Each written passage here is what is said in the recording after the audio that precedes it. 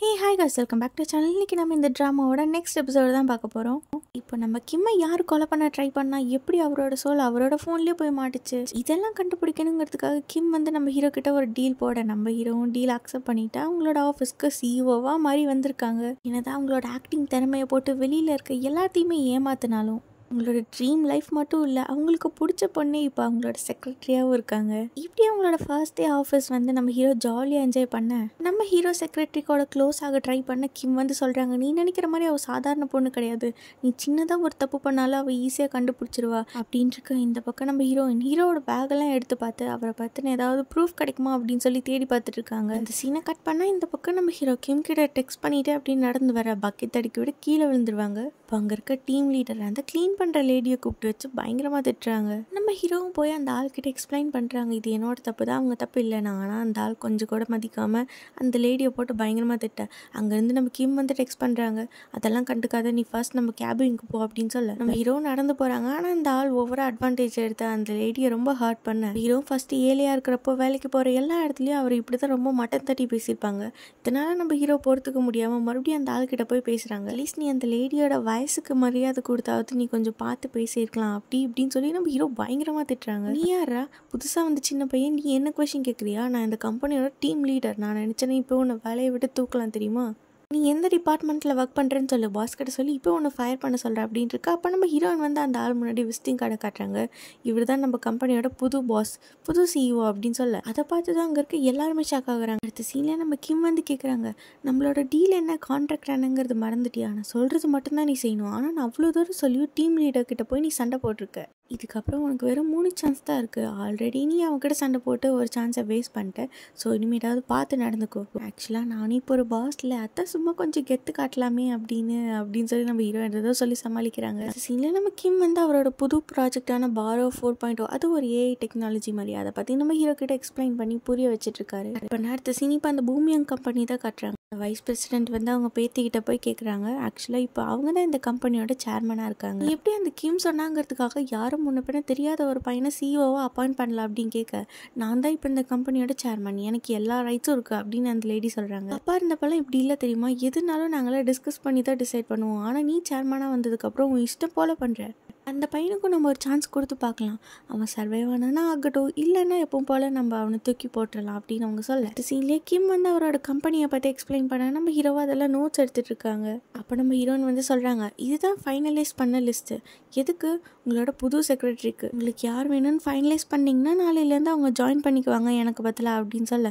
இதை கேட்டு நம்ம ஹீரோ கடுப்பாகி அந்த லிஸ்ட் எடுத்துகிட்டு போகிறாங்க. நம்ம கிம்மும் சொல்கிறாங்க, இதை பாருங்கள் மிஸ்டர் பாக்கு, இதெல்லாம் நீங்கள் பண்ணக்கூடாது, இது உங்களுக்கு ஃபைனல் வார்னிங் அப்படின்னு சொல்ல. நம்ம ஹீரோ எதையும் கண்டுக்காம ஸ்ட்ரைட்டாக டேரக்டர் ரூம்குள்ளே இருப்போம். செக்ரட்டரி வேணும்னு நான் உங்ககிட்ட கேட்டேன்னா உங்களை யார் அவளுக்கு பற்றிலாம் ரீப்ளேஸ்மெண்ட் அரேஞ்ச் பண்ண சொன்னா, பேசாமல் உங்களுக்கு பதிலாக வேறு யாராச்சும் ரீப்ளேஸ்மெண்ட் பண்ணால் நல்லாயிருக்கும், நான் இங்கே சிஇஓவாக இருக்க வரைக்கும் இந்த மாதிரி எந்த விஷயமும் நடக்கக்கூடாது அப்படின்னு சொல்லி நம்ம ஹீரோ பயங்கரமாக அவங்கள பிடிச்சி திட்டி விட்டு அந்த இடத்த விட்டு போயிடுறாங்க. இந்த பக்கம் நம்ம ஹீரோயின் கீழே பார்த்தா அவங்களுக்கு கடன் கொடுத்த அந்த ஆள் ஆஃபீஸில் பயங்கரமாக ப்ராப்ளம் பண்ணிட்டு இருக்கு. அடுத்த சீன்லேயே நம்ம ஹீரோயின் அவங்களுக்கு பணத்தை மூஞ்சிலே விட்டுறியறாங்க, இதுக்கப்புறம் மூஞ்சி என் லைஃப்பில் நான் பார்க்கவே கூடாது அப்படின்னு நம்ம ஹீரோயின் சொல்ல, அந்த ஆள் பாட்டுக்கு பணத்தை எடுத்துகிட்டு போகிறாங்க. என்னோட டெபிட் இதோட முடிஞ்சுது, நான் பே பண்ணதுக்கான ரெசிப்ட் கூட அப்படின்னு சொல்ல, எங்கே இவ்வளோ அவசரப்படுற, நீனும் எனக்கு 50 பில்லியன் ஓன் தரணும் மறந்துட்டியா அப்படின்னு சொல்லிட்டு அந்த ஆள் படுக்க அங்கேருந்து போக. இந்த சீனில் நம்ம ஹீரோ கிம் கிட்ட சொல்கிறாங்க, எனக்கு உங்களோட பழைய செக்ரட்டரியே போதும், புதுசாக யாரும் அப்பாயின்மெண்ட் பண்ண தேவையில்லை, நினைக்கிற மாதிரி அவளை ஈஸியாலாம் ஹேண்டில் பண்ண முடியாது, அவள் ரொம்ப ரஃப் அண்ட் டஃப், அது மட்டும் இல்லாமல் உனக்கு அவளை வெறும் 6 ஹவர்ஸாக தான் தெரியும், அதை வச்சு மட்டும் நீ எப்படி அவள் உனக்கு பர்ஃபெக்ட் அப்படின்னு நீ டிசைட் பண்ணுவேன், ஒன்றும் ஏஐ கிடையாது, வெறும் டேட்டா வச்சு அனலைஸ் பண்ணுறதுக்கு நம்மளாம் ஹியூமன்ஸ், என் மனசுக்கு அவங்க கரெக்டுன்னு தான் தோணுது அப்படின்னு நம்ம ஹீரோ சொல்ல. நம்ம கிம்மும் அவங்களோட டிசிஷனுக்கு ஓகே சொல்லிடுறாங்க. என்னோட டிசிஷனுக்கு நீங்கள் ஓகே சொல்கிறீங்களா அப்படின்னு சொல்லி நம்ம ஹீரோ சந்தோஷப்பட, என்னமோ நல்ல சாய்ஸ் தான், ஆனால் நீ தேவையில்லாமல் நான் வேண்டான்னு சொல்லியும் ஒரு வாட்டி போய் பிரச்சனை பண்ணுறேன், ஞாபகம் வச்சுக்கோ, உனக்கு வெறும் 3 ஸ்ட்ரைக் தான், அதில் ஆல்ரெடி நீ ஒரு ஸ்ட்ரைக் வாங்கிட்ட அப்படின்னு நம்ம ஹீரோ கிம்மை திட்டிகிட்டு இருக்க. இந்த பக்கம் டேரக்டர் காட்டுறாங்க, அவங்க பூமியங் கம்பெனியோட வைஸ் பிரசிடென்ட்டுக்கு நம்ம ஹீரோ பற்றின டீட்டெயில்ஸ் எல்லாம் கொடுத்துட்டு, ரொம்ப சின்ன பையனாக இருக்கா, மெச்சூரிட்டியே இல்லை, எமோஷன்ஸ்க்கெல்லாம் ரொம்ப வீக்காக ஆகிறான் அப்படின்னு அவர் அங்கே இன்ஃபர்மேஷன் கொடுத்துட்டு இருக்க. அடுத்த சீனில் நம்ம ஹீரோவை தான் காட்டுறாங்க, 6 மணி ஆனதும் நம்ம ஹீரோ வந்து அவரோட திங்ஸ் எல்லாம் பேக் பண்ணிடுறாங்க. நான் சிஇஓ தானா, நான் நினச்சேன் எந்த டைம் வேணால் கிளம்பலாம்ல, இதுக்கு மேலே என்னால் ஆஃபீஸ் இருக்க முடியாதுப்பா அப்படின்னு சொல்லிட்டு நம்ம ஹீரோ ஜாலியாக கிளம்பி வர இந்த பக்கம் நம்ம ஹீரோ வந்து காட்டுறாங்க. அவங்களோட திங்ஸ் எல்லாம் பேக் பண்ணிட்டு இருக்காங்க. நாளைக்கு வேறு செக்ரட்டரி அவங்களுக்கு பதிலாக வர போகிறாங்க அப்படிங்கிறதுக்காக நிறைய டாக்குமெண்ட்ஸ் லிஸ்ட்டெல்லாம் நம்ம ஹீரோ கையில் கொடுக்க இதெல்லாம் தேவைப்படாது, நாளைக்கு பார்க்கலாமா அப்படின்னு சொல்லி நம்ம ஹீரோ இன்டெரக்டாக அவங்கள வேலையை விட்டு தூக்கலன்னு நம்ம ஹீரோயின் கிட்ட சொல்லிட்டு அந்த இடத்த விட்டு போயிடுறாங்க. இந்த சீனில் இப்போ நம்ம கிம்மோட வீட்டுக்கு தான் போகிறாங்க. அவங்களோட பொண்ணை பார்க்கணும் போல் அவருக்கு இருந்திருக்கும். அதனால தூரத்தில் நின்று அவங்க வீட்டுக்கு வெளில வாட்ச் பண்ணிருக்காங்க. வீட்டுக்கு வெளில யாருமே காணோம். ஒருவேளை எல்லாரும் எங்கேயாவது வெளில போயிருப்பாங்களோ, இல்லை என் பொண்ணை கூட்ட அவங்க ஏதாவது ஷாப்பிங் மால்க்கு இது போயிருப்பாங்க, அவளுக்கு ஏதாவது சாக்லேட்டோ ஸ்நாக்ஸோ இது வாங்கிட்டு வந்துடுவாங்க அப்படின்னு நம்ம கிம் சொல்லிருக்கு. கொஞ்ச நேரத்துலேயே அவங்களோட பொண்ணை கூட்டிகிட்டு நானியும் அசிஸ்டண்ட்டும் திரும்ப வீட்டுக்கு வந்துடுறாங்க. இப்போ அந்த பொண்ணும் அந்த லேடியும் உள்ளே போனதுக்கப்புறம் ஹீரோட அசிஸ்டண்ட் மட்டும் கார் எடுத்துகிட்டு எங்கேயோ ஃபாஸ்ட்டாக போகிறாங்க.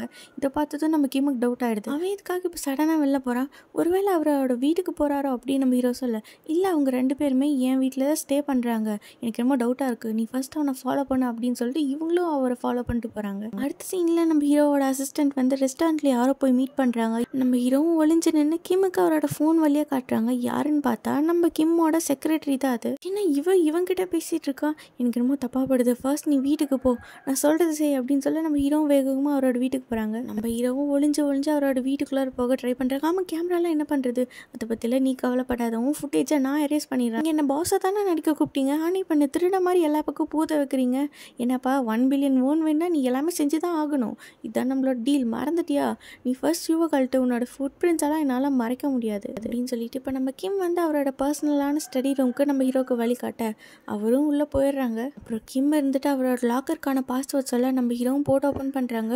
உள்ளே இருக்க அந்த என்வலப் எடு அப்படின்னு சொல்ல, ஆனால் உள்ளே எதுவுமே இல்லையும் ஃபோன் வழியாக பார்க்குறாரு. ஆனால் நான் இங்கே தான் என்னோட என்வலப்பை வச்சு எப்படி அது மிஸ் ஆகும் அப்படின்னு சொல்ல, ஒருவேளை நீங்கள் வேறு எங்கேயாவது வச்சுட்டு மறந்துருப்பீங்களா அப்படின்னு நம்ம ஹீரோ சொல்கிறாங்க.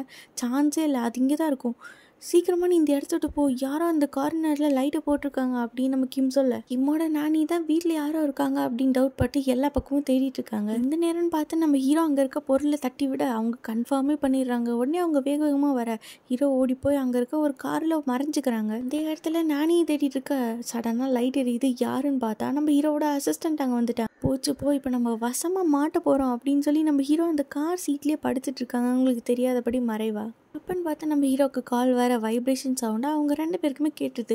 இங்கே யாரோ இருக்காங்க அப்படின்னு சொல்லி அவங்க 2 பேரும் பேசிகிட்டு இருக்க, அப்போ நம்ம கிம் வந்து நானிக்கு டெக்ஸ்ட் பண்ணி அவங்கள டைவர்ட் பண்ணிடுறாங்க.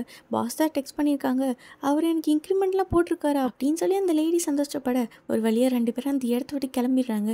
அதுக்கப்புறம் நம்ம ஹீரோ, சார் நீங்கள் வேறு லெவல், சூப்பராக அவங்கள டைவர்ட் பண்ணி என்னை காப்பாற்றிட்டீங்களே அப்படின்னு சொல்லிட்டு இருக்க, நம்ம ஹீரோக்கு இதுக்கு முன்னாடி யாரோ கால் பண்ணியிருப்பாங்களே, இப்போ அவங்கக்கிட்டேருந்து டெக்ஸ்ட் வருது, ஏன் என் காலை அட்டன் பண்ண மாட்டேங்கிற, எங்கே இருக்க, யார் நீ, என்னோடய ஃபோனை வச்சுட்டு நீ என்ன பண்ணுற அப்படின்ட்டு சொல்ல, யாரா இவன் கிம்மோட ஃபோனை பார்த்துட்டு என்னோடய ஃபோனை அப்படின்னு சொல்லி டெக்ஸ்ட் பண்ணுறான் அப்படின்னு சொல்லி நம்ம ஹீரோ சிரிச்சிட்டு இருக்க, ஒழுங்கா என் ஃபோனை கொடுத்துரு அப்படின்னு அங்கேருந்து டெக்ஸ்ட் பண்ணேன், ஆனால் இது கிம்மோட ஃபோன் தானே, நான் கிம் கிட்ட தானே பேசிகிட்டு இருக்கேன், இது கிம்மா இல்லை அங்கேருந்து டெக்ஸ்ட் பண்ணுறது கிம்மா அப்படின்னு தெரியாமல் நம்ம ஹீரோ அப்படியே ஷாக் ஆக இதோட இந்த எபிசோட் முடிக்கிறாங்க.